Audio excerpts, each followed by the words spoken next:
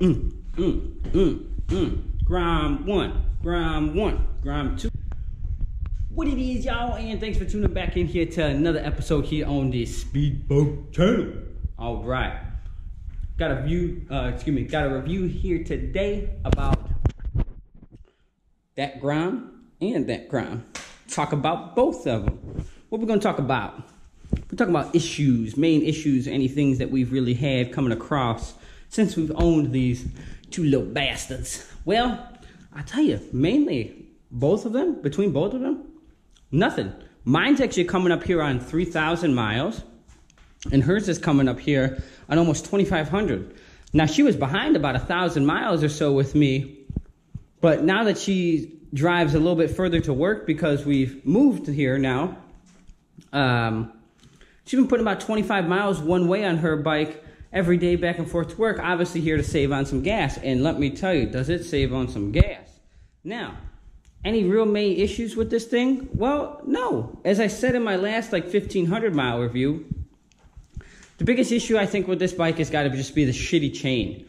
Just the chain itself, it likes to stretch a lot. You really have to keep tightening it, and the OEM sprockets and the OEM chain is just not the greatest. That to me is probably the biggest downfall of this bike. You really have to stay on top of it because the chain and the tires and everything, they are obviously very small, you know, so you do have to stay, of course, on top of them. Other than that, tires between both of them, as you can see, and she rides hers mostly on the expressway, it's just starting to crown in the center, and mine is just, obviously it's a little bit more crowned in the center because I've done a bunch of burnouts. That's my own fault, but it's only on a 12-inch rim, so given to the fact that these tires are obviously going to go around a lot faster than, as far as revolution-wise, than these tires, but I think they're pretty much scooter tires.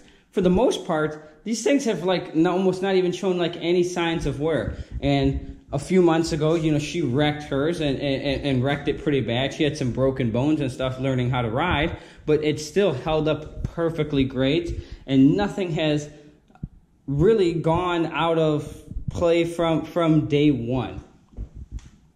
As long as you keep the oil changed, as long as you keep air in the tires, and as long as you keep your chain lubed, for the most part, this bike is problem-free. And that's actually a question I get asked a lot when people stop me on the street. They're like, hey, what's the maintenance like on that thing? Because it's pretty small. Do you have to service it? Do you have to go far every time and adjust the valves or anything like that? You really don't. Even per the Honda handbook, you really don't. Just put gas in it, enjoy it, and ride it. Now, changing the oil, now that's skeptical. You can follow what the Honda owner manual says, or you can follow your own guide of small engine. It really depends on how hard you rev it, how hard you beat on it. Do you keep it at red line all the time? It's cheap insurance. Change your oil. It only uses 1 quart. What can it hurt? A good jug of synthetic is 20 bucks from Walmart. Some Mobile One. What's it going to hurt if you change it every 2,000 miles? The piston is going around 8 times. You got to remember, these things are air-cooled. So the oil also not only acts as a lubricant, it acts as a major cooling component to this motor so that it stays cool. So it's cheap insurance. Change your oil. I change it about every 2,000, 2,500 miles, and it seems to do right. And I beat the dog shit out of mine. Always on the gas, you know, flooring it, stoppies, wheelies. And it is a wet clutch, so that's another thing. So that as you slip the clutch, it's definitely going to play a major role in that. So again, change your oil. Now I'm sure, you know, I don't have to obviously tighten her chain as much as I tighten mine because I like to do a lot of wheelies and jackrabbit starts. But again, you get an aftermarket chain or anything like that, it's great. So overall, jumping back into it, this bike is pretty much almost completely problematic. It's completely problem-free from the time that I've bought it. All I've really had to do is tighten the chain and change the oil. So if anyone's looking into getting a GROM because they don't know how to work on them, they don't know about maintenance or anything like that, it's almost problem-free. It's a lawnmower engine. It's a scooter on steroids. You know, what could really go wrong with it? And of course, we all know the wonderful expression, it's a Honda, it lasts forever.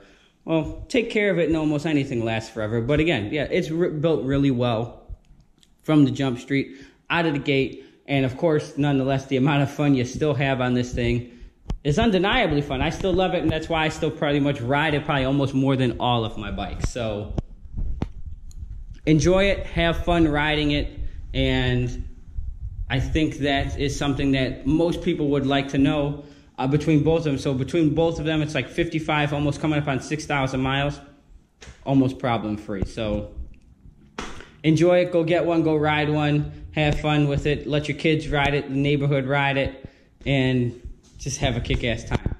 So I think that's going to conclude it here for today's video. If y'all like what you saw, don't forget to check me out here on Instagram at the Speedbug, same name here as YouTube, and we'll have some more videos about the GROMs and all the other videos and everything else coming up here shortly.